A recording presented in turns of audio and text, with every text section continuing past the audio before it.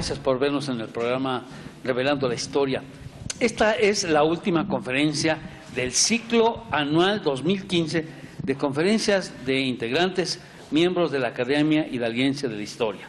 Y bueno, toca cerrar, como dicen, el lugar común con un broche de oro al doctor Javier Ortega Morel, que como lo hemos presentado en muchas ocasiones en el programa, pues es el especialista en instalaciones mineras, en el estudio de ellas, en el estudio de la minería y de los detalles de cómo fue esta actividad económica influyendo y determinando la historia de esta región. Ahora el doctor va a tener una conferencia que se intitula Efectos de la Revolución Mexicana y la Primera Guerra Mundial en la minería de Pachuca y Real del Monte. No, pues qué interesante, porque como usted sabe, amigo, en 1914 inicia la Primera Guerra Mundial. Y también en 1910 inicia la Revolución Mexicana. Pero como un dato curioso, la minería en esta zona no paró en ninguna de las dos actividades. Lógicamente que el doctor nos va a explicar detallada y pormenorizadamente las causas por las que afortunadamente, esta actividad no se detuvo porque era una fuente de trabajo muy importante. Doctor, cuéntenos usted cuáles son los puntos principales de la conferencia que a continuación también en nuestro público va a ver. Claro que sí. Bueno, la intención fue hacer una explicación precisamente de dos efemérides muy importantes que estamos celebrando. Como ya se dijo, la Primera Guerra Mundial y antes de ello, la Revolución Mexicana, que son aspectos que podemos pensar externos a la región, pero que tienen una enorme influencia en la misma, ¿no? O sea, no podemos sustraernos en nuestro pequeño ámbito de todo lo que está sucediendo, tanto a nivel nacional como externo. Como ya señaló, la minería nunca va a detenerse por aquí, nunca va a estar, siempre va a haber activa, va a declinar mucho. Hay momentos en que parecía que el asunto iba a tener que cerrarse, pero precisamente algo de lo que vamos a señalar es el enorme deseo de trabajo realmente de la gente, de los directivos y del Estado, del gobierno, obviamente que también va a jugar una parte importante, pero en este caso estamos siendo el gobierno y pues aquí decimos van a ser muchas facciones, muchos gobernadores. Es un periodo muy movido de muchas cosas. Muy irregular. Definitivamente. Pero se consigue mantener la producción, se consigue tener este sitio de trabajo y eso le va a beneficiar a la región.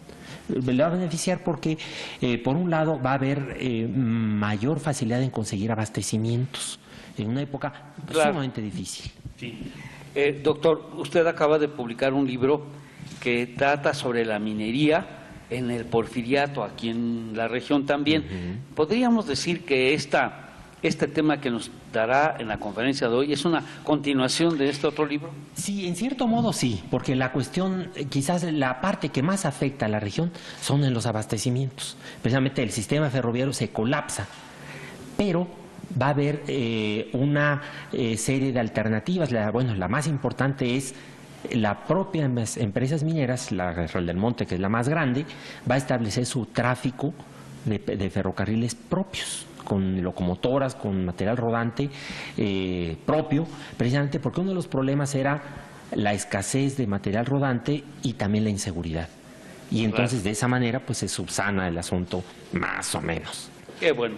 Pues doctor, estamos pendientes siempre de sus trabajos porque sabemos lo serio y lo profesional que es el doctor. El doctor es originario de Real del Monte Hidalgo y pertenece a una conocida familia, la familia Ortega de este lugar, pero él es ingeniero industrial, maestro en historia y doctor en historia. Él toda su vida ha estudiado, es investigador de la Universidad Autónoma del Estado de Hidalgo y pues nos da mucho gusto recibirlo. ¿Algo que quiera añadir, doctor? No, pues muchas gracias por este espacio. Realmente espero que esta temática les sea de interés y que podamos reflexionar de esa época tan difícil, tan complicada y que se salió adelante, ¿no? A veces nosotros pensamos que lo que nos toca vivir a nosotros es lo más dramático, pero si volteamos atrás, vemos que hubo también épocas Terribles. Muy buena lección. Amigos, pues a continuación vamos a presentar a ustedes la conferencia del doctor.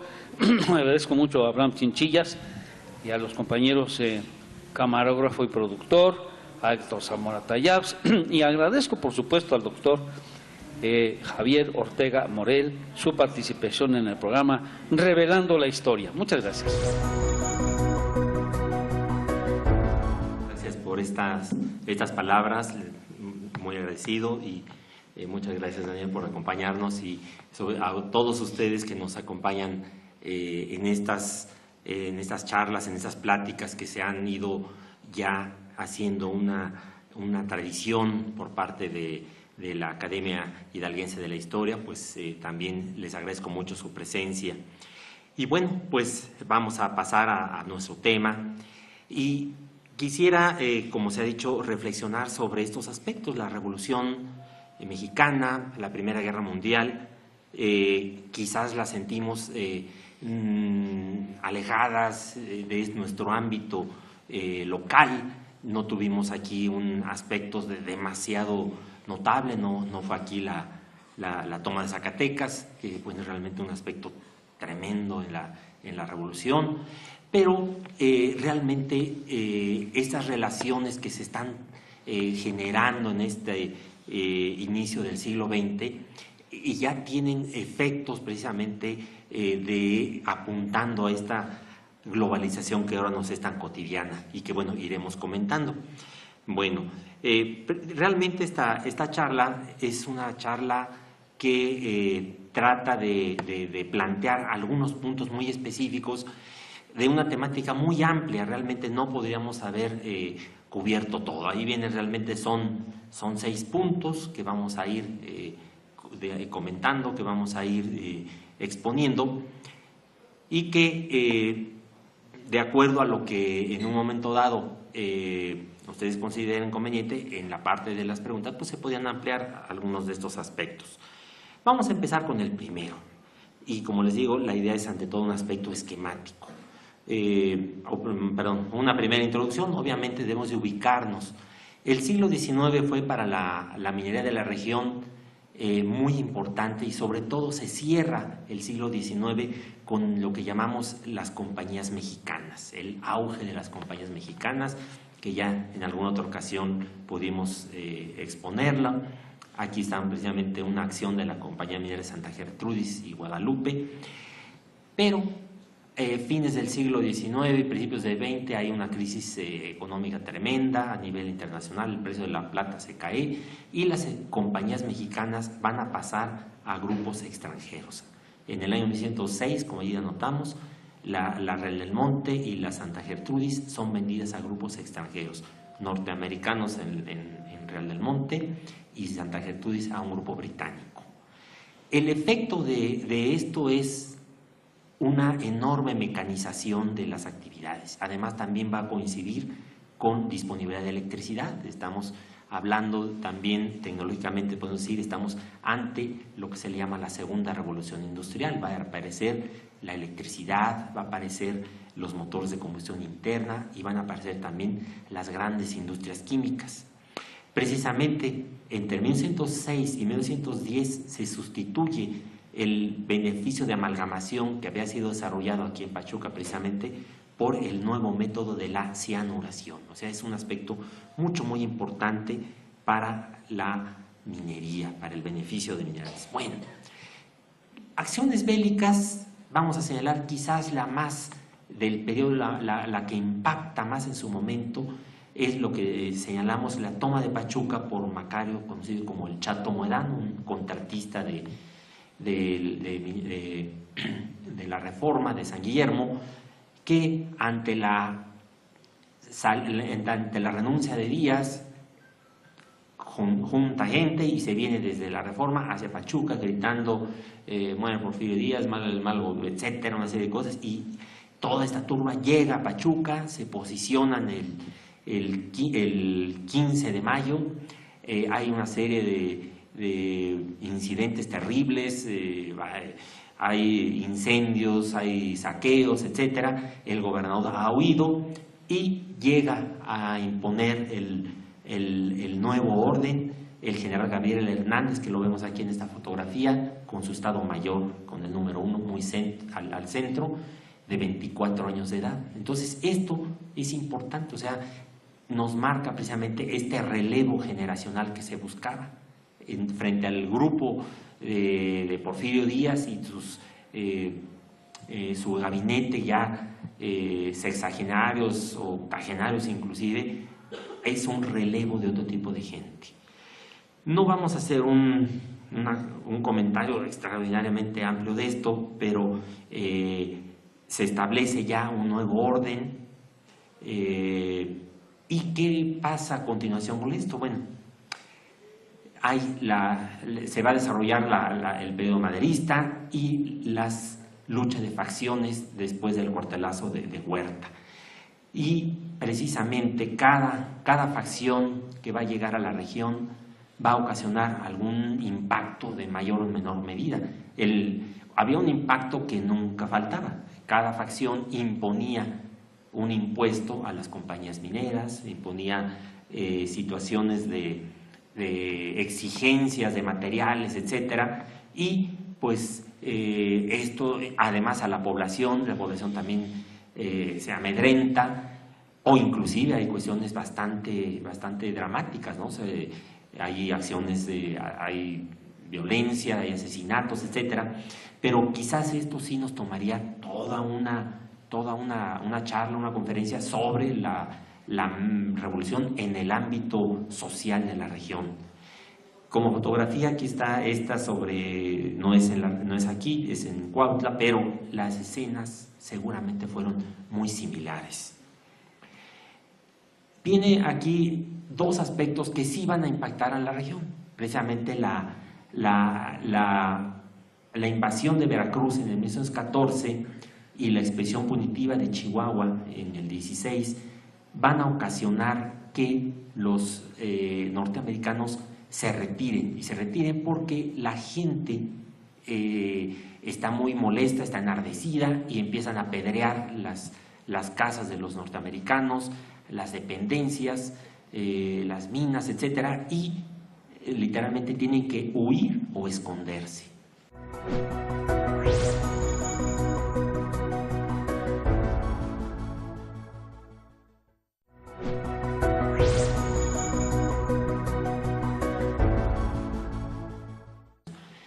Pero la actividad minera, ¿qué le pasa? No, pues la actividad minera continúa.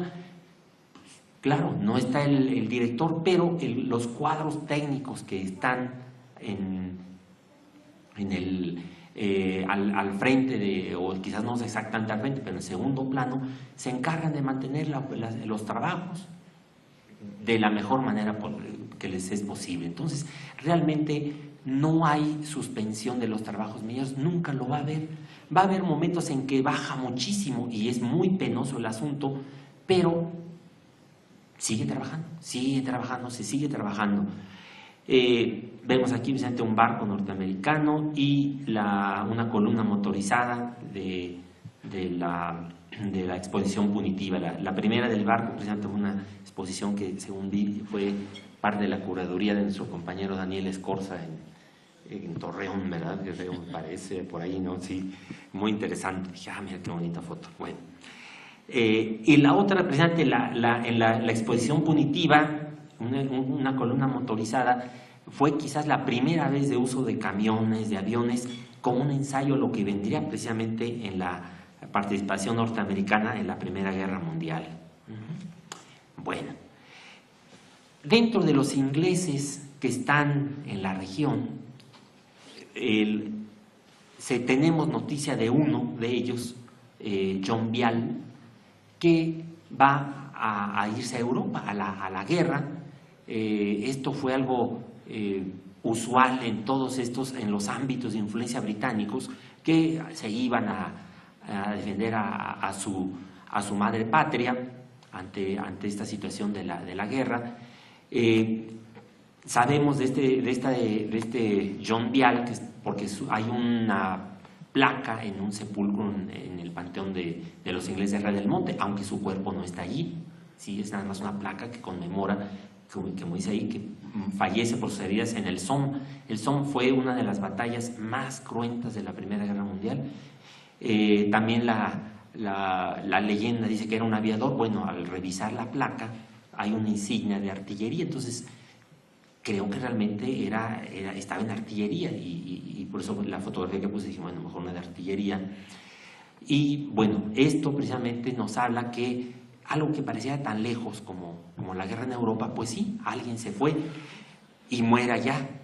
Quizás no haya sido el único, seguramente hubo más, pero quizás ellos pueden regresar y la cosa pasa, no deja de ser quizás una anécdota familiar, pero este personaje sí es fallecido y hay una placa ahí en el Panteón de Red del Monte. En la Segunda Guerra Mundial ocurrió lo mismo, se fueron varios, aparentemente no fallecieron, regresaron, inclusive hay algunos testimonios muy interesantes de estos personajes que sí fueron aviadores, etcétera, y que están inclusive con fotografías de estos acontecimientos. Pero en la Primera Guerra Mundial solamente tenemos bien documentado a uno de ellos, pero realmente entonces no es tan ajeno este proceso. También se cuenta que en esa época había partidarios, obviamente, de los franceses, de los ingleses en la región, que eran obviamente mayoría, y también de los alemanes. También había algún negocio que recababa dinero para la Cruz Roja Alemana durante la Primera Guerra Mundial aquí en Pachuca. Bueno, lo más obviamente que tiene más peso en el contexto normativo, en el contexto de nuestra vida, es la Constitución del 17. Obviamente la Constitución del 17 va a cambiar las reglas del juego. Ya no es ese liberalismo abierto y desbocado que se contempla durante el Porfiriato con todas las facilidades para las empresas, sino que van a replantearse la idea de la propiedad del subsuelo. El subsuelo se reintegra a la nación, se da todas nuevas normatividades para las concesiones mineras, aunque, como allí decimos, se respetan las condiciones obtenidas previamente. Y como estas compañías habían llegado en 1906, bueno, pues las cosas se quedan así. Ajá, ya no hay problema. A largo plazo sí va a haber efectos, obviamente. Sí va a haber efectos porque se crea una figura muy importante, el que se llaman las reservas territoriales. Y esas reservas territoriales el Estado mexicano las va a cuidar mucho y no las va a soltar fácilmente. Inclusive cuando es la época cardenista las va a dar, pero a las cooperativas. Ya no se van a estar dando a las empresas mineras.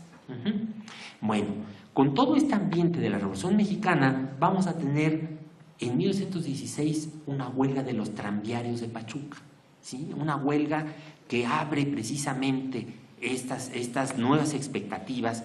Recordemos, durante el Porfiriato los aspectos laborales están sumamente contenidos y a partir del movimiento de la Revolución Mexicana se abren precisamente cauces para manifestarse, y cuando terminan estos conflictos tratan de mantener otra posición de equilibrio. Entonces precisamente al término de esta Primera Guerra Mundial hay una serie de despidos alrededor de 1920. Estos despidos empiezan a ser muy fuertes y hay una huelga en el 23 nuevamente. Esta huelga en el 23 ya es una huelga muy, muy estructurada, que va a plantear precisamente la jornada de 8 horas y sobre todo algo muy importante que plantea en ese momento, las vacaciones anuales. Una huelga que impulsan sobre todo los mecánicos, los trabajadores mecánicos de los talleres y de las minas, pero que va a ser como un ejercicio para que cerca de 10 años después se forme el sindicato minero. Bueno, entonces estos serían aspectos muy directos con este proceso de la Revolución Mexicana, pero lo que más impacta a la región es el corte de suministros. El problema es el sistema ferroviario se colapsa en 1913, después de la escena trágica el cuartelazo de Huerta, la cuestión se colapsan los ferrocarriles. Ahí vemos precisamente un tren militar, ¿no? O sea, se suspende el tráfico normal de pasajeros, de carga. Bueno, hay algunas corridas, pero como dice allí, hay insuficiencia de equipo. El equipo está ocupado para mover tropas, o inclusive el equipo es víctima de la propia lucha armada. O sea, hay descarrilamientos, hay bombazos, etcétera, y esto es un asunto sumamente grave. A tal grado, les comento una situación que sucede. En esa época se está profundizando la mina, se llamaba Barron, en el Mineral de la Reforma. Todas las minas de Mineral de la Reforma generalmente es un terreno bastante poco consolidado, y entonces era muy riesgoso. Se necesitaba cemento, pero no había ferrocarriles, había muchísimos problemas. Bueno, digno de una película de vaqueros de esas de John Wayne, en el que pone impone su orden, el cowboy. Deciden algunos de los ingenieros y el personal de la compañía americana pues ir por el cemento, pero toman un ferrocarril, toman un tren, toman vagones y se van hacia la región de Tula, desde Pachuca, con el riesgo de lo que pudiera ocurrir, pero pues van armados, van con lo que sea, consiguen algunas toneladas de cemento y regresan. Y bueno, se convierte para ellos en una hazaña de su momento, porque pues tienen que hacerlo bajo su propio cuenta de riesgo, y bueno, consiguen el famoso cemento en esos momentos. ¿Y esto qué es lo que va a prefigurar? Bueno, va a prefigurar lo siguiente. Va a prefigurar que se establezca el tráfico a los Estados Unidos con trenes propios, ¿sí? O sea, la empresa por un lado, tiene mucho dinero, y entonces, si la insuficiencia es material rodante, bueno, pues se alquilan locomotoras, se alquilan furgones de carga, de plataformas, todo, para traer desde los Estados Unidos hasta Pachuca los materiales necesarios, ¿sí? Abastecimiento propio. Otro aspecto de esta estrategia de aguantar el asunto es el almacén general, del cual vemos una fotografía ahí en la imagen, y los propios talleres de maestranza, que en un momento dado, que ya servían para mantenimiento de las minas, van a servir para el mantenimiento del material rodante y de las locomotoras. O sea, una nave se destina para el servicio de las locomotoras, y pues ellos empiezan a abastecerse directamente. Precisamente este edificio, que aún persiste hasta nuestros días, es un edificio enorme, con la intención de aguantar precisamente cualquier escasez de materiales de toda índole, que no parara el trabajo de las minas. Entonces se va a subsanar un poquito con esto, y después tendremos otros efectos de esto que veremos. Bueno, la vida en estos años bastante difíciles. Bueno, va a haber, obviamente, si estamos hablando que se han interrumpido los ferrocarriles, empieza a haber severos problemas de escasez de alimentos. Estas fotografías que no les puse indicación, pero no son exactamente de aquí, son también del mismo libro que tomamos hace un rato, pero nos marcan precisamente las problemáticas de ir a buscar alimentos, ir a buscar maíz, ir a buscar pan, y no hay, ¿sí? Pero en el caso de Pachuca, de Real del Monte y de esta región, a la hora de que están trayendo madera, dinamita, cianuro, etcétera, todos los elementos, pues también van a traer maíz, también van a traer trigo, también van a traer, y hay referencias que nos indica el profesor Teodomiro Manzano en sus anales, de que se establecen en Pachuca y en Real del Monte tiendas en las cuales la empresa vende maíz, vende artículos de primera necesidad, vamos a decir, inclusive ropa, así lo comenta Teodomiro Manzano.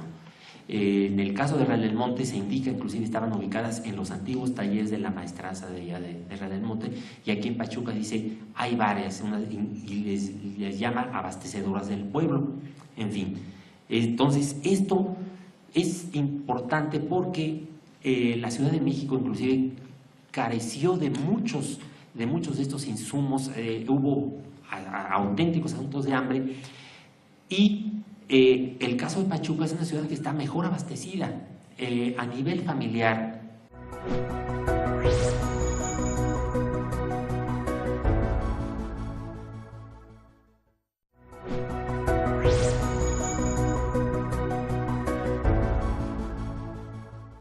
En el caso de Pachuca, de Real del Monte y de esta región, a la hora de que están trayendo madera, dinamita, cianuro, etcétera, todos los elementos, pues también van a traer maíz, también van a traer trigo, también van a traer, y hay referencias que nos indica el profesor Teodomiro Manzano en sus anales, de que se establecen en Pachuca y en Real del Monte tiendas en las cuales la empresa vende maíz, vende artículos de primera necesidad, vamos a decir, inclusive ropa, así lo comenta don Teodomiro Manzano.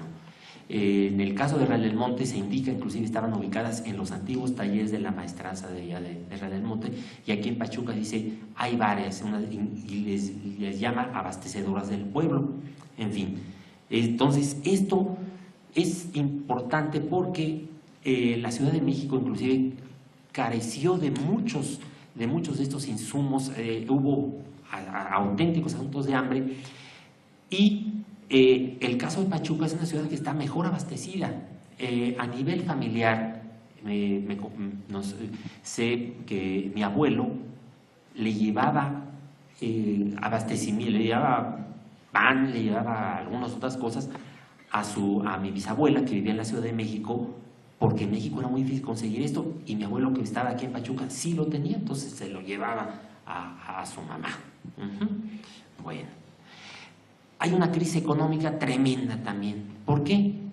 Porque los ejércitos en la pugna se les ocurre hacer sus propios billetes. Ahí vemos a la izquierda un billete de $1 peso del ejército constitucionalista, Torreón, Coahuila, México.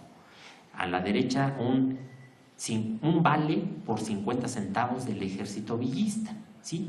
Entonces, cuando entraba una facción, decía, bueno, ¿cuánto cuestan tus caballos? ¿Cuánto cuesta tu cosecha? Ah, pues mira, te lo pagamos con estos bonitos billetitos constitucionalistas o villistas. Y después, ¿qué creen? Cuando entraba otra facción, decía eso es un cotorreo, te acaban de robar, hombre, te robaron tus caballos, te robaron tu cosecha, porque eso no vale. Pues en efecto, o sea, es una crisis pavorosa, una crisis terrible, porque obviamente nadie iba a reconocer al enemigo, y menos en el aspecto económico. Las empresas empiezan a emitir otros vales que genéricamente les llaman bilimbiques. Esos bilimbiques eran cartoncitos como los que se ven abajo a la derecha, ¿sí? Y ahí, si ustedes tienen muy buena visión, podrán decir, vale por 10 centavos, vale por 20, por 50, etcétera. En el caso de las compañías mineras, normalmente tuvieron buena aceptación, hubo más o menos pues una manera de subsanar la falta de moneda circulante, ¿sí? Obviamente, cuando empieza el conflicto, pues empieza a esconderlo. Esas cuentos que nos dicen, ay, es que escondieron su dinero, pues sí, cierto, la gente lo escondía porque no sabía qué iba a pasar, ¿no?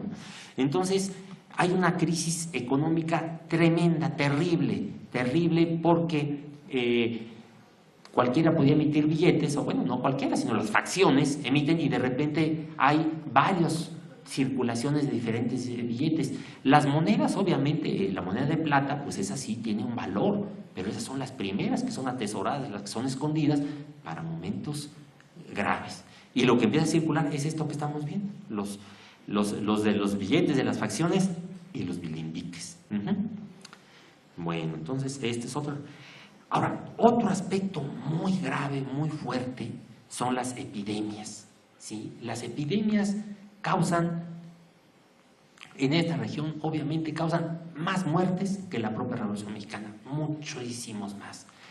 Hay una epidemia de tifo en 1916, una epidemia tremenda que se señala, es que esta se originó en Real del Monte. Híjole, bueno, a lo mejor sí, seguramente las condiciones eran drásticas.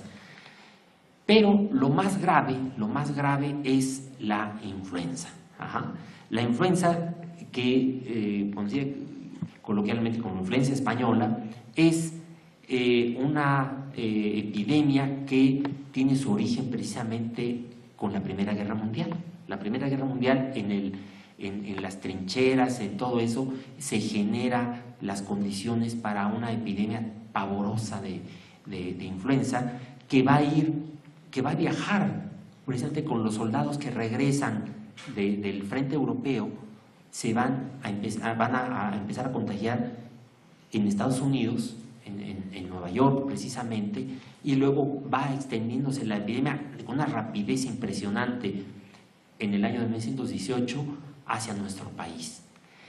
Esta epidemia de influenza llega a la región alrededor de noviembre de 1918 y el asunto se vuelve realmente grave porque inclusive a nivel operativo de las minas se anota por ahí, comenta el director, que no pueden hacer el suficiente trabajo de extracción de manteo porque los malacateros no tienen suficiente malacateros, han muerto. Lo peor se remite a la zona de Guerrero y de Real del Monte. Inclusive hay una semana en que hay 400 muertos, para que se den una idea. Realmente sí fue un impacto sumamente grave, sumamente fuerte de esta epidemia. Actualmente se está estudiando precisamente en el caso de México por qué fue tan severo todo esto, y obviamente todo el mundo dice, bueno, los movimientos de las tropas, los movimientos de comercio, etcétera, y allí viene una cosa terrible realmente que debemos de pensar, porque hace recientemente pues nos tocó una epidemia de influenza y todo el mundo estaba bastante molesto porque se suspendieron clases, se suspendieron actividades, etcétera, y en esa época, en 1918, la Junta de Sanidad de México recomendó a las autoridades que se suspendieran todas las actividades, que se suspendieran los viajes, que se suspendieran reuniones, que se suspendieran los trabajos, y el gobierno Carranza se negó a hacer esta suspensión.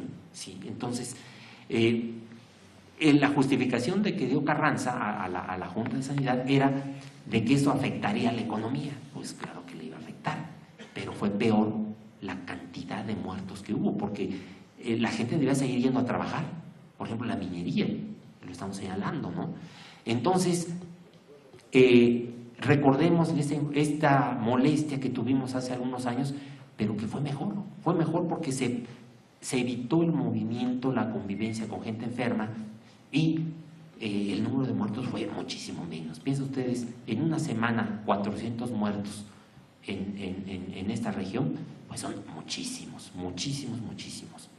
En fin, bueno, entonces quizás es uno de los efectos de este periodo de la Primera Guerra y de la Revolución Mexicana más fuertes en la región, porque sí hay más muertos, inclusive la cantidad de muertos porcentuales en todo lo que es la Revolución Mexicana. Los muertos por influenza es tremendo. Bueno, otra cosa va a ocurrir en ese periodo, que es el embargo de explosivos. El embargo de explosivos es precisamente después del cuartelazo de Huerta. Después del cuartelazo de Huerta, que había tenido cierto complicidad bastante marcada por el embajador norteamericano. Bueno, resulta que cuando Huerta está en el poder, ocurre cambio de presidente en Estados Unidos, y el nuevo presidente dice, no, pues esto yo no sé, además esto es una acción no democrática, y desconoce, obviamente, no quiere reconocer a Victoriano Huerta.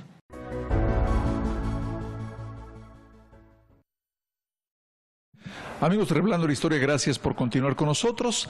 Antes de seguir viendo los fragmentos de la conferencia del doctor Ortega Morel, vamos a la sección editorial, como cada semana la recomendación de un libro, y en esta ocasión vamos a hablar de un libro que se refiere a la pintura. Ya hemos en otras ocasiones hablado de libros que pues muestran el trabajo pictórico de diversos artistas plásticos del estado de Hidalgo, y vamos a hablar de uno que acaba de aparecer recientemente, que de hecho se estrenó en la pasada Feria del Libro de Minería allá en la Ciudad de México, donde el estado de Hidalgo fue invitado, y me refiero a esta publicación que se llama Benjamín León Estrada, El río del tiempo. Benjamín León Estrada es uno de los artistas plásticos más interesantes que tiene Hidalgo en este momento. Él es originario de Atotonilco el Grande y tuvo la oportunidad de desarrollar estudios en la Academia de San Carlos, en la Esmeralda, como se le conoce, donde también comenzó pues su actividad en las grandes ligas, codeándose con importantes pintores como José Clemente Orozco y algunos otros.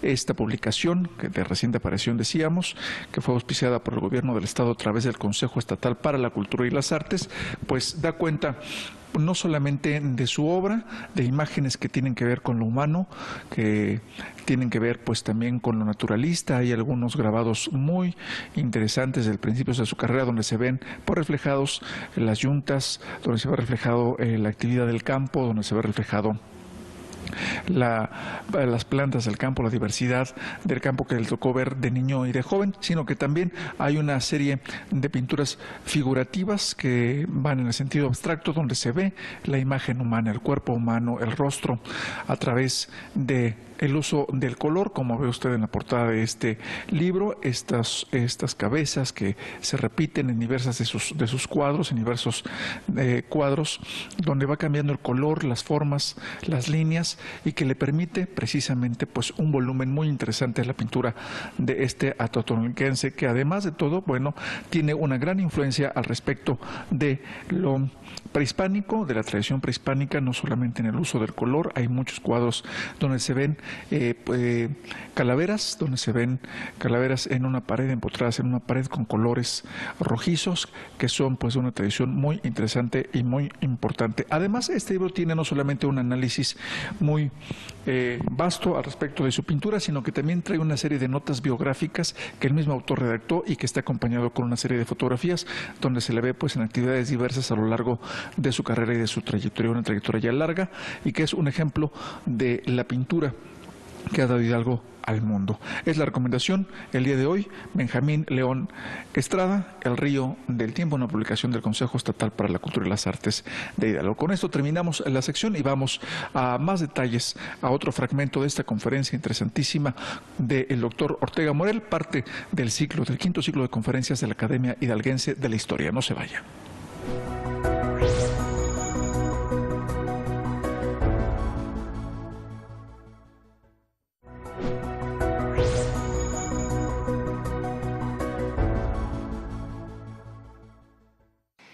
Entonces, algo van a ayudar a eso, pero sucedía que ya para esa época en México se había formado desde antes de 1910 una fábrica de explosivos en una comunidad que se llama Dinamita, Durango, un lugar aislado para que si hubiera un accidente no pasara nada. Bueno, esta fábrica de dinamita de Durango realmente era un aspecto muy interesante porque tenía todo el proceso para producir dinamita. Funcionaba a partir de materias primas de glicerina y otros componentes que obtenía del cultivo de algodón de la región de la Laguna, allí mismo en esta región lagunera que comparte Durango, Coahuila, etcétera. Entonces, parte de los abastecimientos los venía también localmente, tenía su propia fábrica de papel para envolver los cartuchos, etcétera. Todo era una empresa bastante interesante, y que cuando está la Revolución Mexicana obviamente tiene que paralizar operaciones porque todo está trastocado. Sin embargo, estos trabajadores allá de Dinamita tratan de volver a reactivar y se ponen muy contentos. Ellos señalan, nos están pidiendo dinamita de Pachuca y de El Oro. Entonces, eso es para 1916 más o menos. Entonces, gracias a los requerimientos de dinamita del centro del país, que era Pachuca y El Oro, vuelven ellos otra vez a empezar a trabajar, a producir este material que era fundamental para la minería de estos dos sitios, de El Oro y de Pachuca. El cianuro era el nuevo reactivo que se ocupaba para el beneficio de la plata. Y pues resulta que con la Primera Guerra Mundial se interrumpe este reactivo que venía precisamente de Alemania. Y esto pues era ya imposible regresar a la amalgamación que se había usado por siglos, porque los patios de amalgamación ahora están ocupados por los tanques del nuevo proceso. Ahí vemos a la hacienda de Loreto para el año de 1907, ¿sí? Entonces ya no se puede regresar a la amalgamación y tampoco hay cianuro. Entonces hay la intención de hacer flotación, que es un proceso muy curioso, muy interesante. No es un proceso químico, es un proceso de separación de los valores para hacer concentrados muy ricos y cianurarlos con el poco cianuro que se conseguía, o fundirlos por fuego como en la época virreinal. Lo hacen prácticamente todas las compañías, pero es muy difícil, no resuelve el asunto. ¿Qué es lo que lo va a resolver? Bueno, pues lo resuelve, miren, introduce lo que se llama la exploración subterránea por barrena de diamante. Ya no era el gambusino que andaba buscando en los cerros, buscando en los montes y probando con la lengua a ver si sabía azufre o no sabía azufre, si eran minerales argentíferos o no. Bueno, aquí ya es esta idea de ciencia, esta idea de muchos recursos. Entonces ahí es una máquina que se usaba para eso, unas máquinas muy poderosas que sacaban un núcleo de la roca que iban perforando por metros y metros, hasta centenas de metros en cierto modo podía ser, y se sacaba todo ese núcleo y se revisaba en laboratorio. Entonces ahí sí se encontraba, pues en tal rumbo hay valores idóneos, en tal rumbo es material estéril, no hay que irse por allí. 2 años después de empezado los estudios de barrenación por diamante, localizan en Real del Monte, en el 14, en plena revolución, en plena Primera Guerra Mundial, la famosísima beta purísima de Real del Monte. Y esto cambia las cosas para la empresa. Cambia por lo siguiente. Miren, las empresas mineras norteamericanas llegan con una mentalidad muy señalada de sacar el máximo provecho y cuando empieza la Revolución Mexicana huir lo más rápidamente posible, ¿sí? El caso de Guanajuato es característico. En Guanajuato había también empresas mineras, empiezan a aprovechar los antiguos jales, lo que ahorita está haciendo aquí todavía, los terreros, meten la cianuración, e inclusive se desarrolla precisamente en Guanajuato, ¿no? La cianuración para plata se pone a punto en Guanajuato. Pero cuando empiezan los balazos y la cosa ponerse fea, literalmente huyen los norteamericanos de estos lugares, porque inclusive ya vimos lo que pasó en Veracruz, por la invasión de Veracruz, nada más que los de Guanajuato ya no regresaron, se fueron y se quedan las minas prácticamente abandonadas. Cuando se han dado cuenta de esto que ha ocurrido en el yacimiento de Purísima, dicen, no, pues esto es algo impresionante, es el auge que le va a marcar a la minería del siglo XX de Pachuca y de Real del Monte, o sea, la beta purísima, ¿sí? Y entonces, pues, la intención va a ser aguantar el asunto. Como dice allí, 1915 y 16 años muy difíciles, como dice allí, bueno, pues se construye el hospital, o sea, ocupar la gente en algo, y algo que era muy necesario también, el hospital. Había uno en Real del Monte, pero no en Pachuca. Actualmente son las oficinas del DIF estatal en la calle de Salazar, y tiene todavía la placa, ahí la placa a la izquierda la pueden ustedes ver, dice Compañía Real del Monte y Pachuca, 1916. Son de los peores años, hay este asunto, ¿no? Se atienden trabajos de mantenimiento, de habilitación, todo tratando de esperar a que las cosas mejoren. Y sí, van a mejorar. Precisamente para 1918 inicia trabajos la mina Purísima a través de Tiro Hermoso, en el bosque de Liloche. Es el hallazgo que les cambia la actitud a los norteamericanos. Dicen, llegamos, pero no nos vamos a ir tan rápido.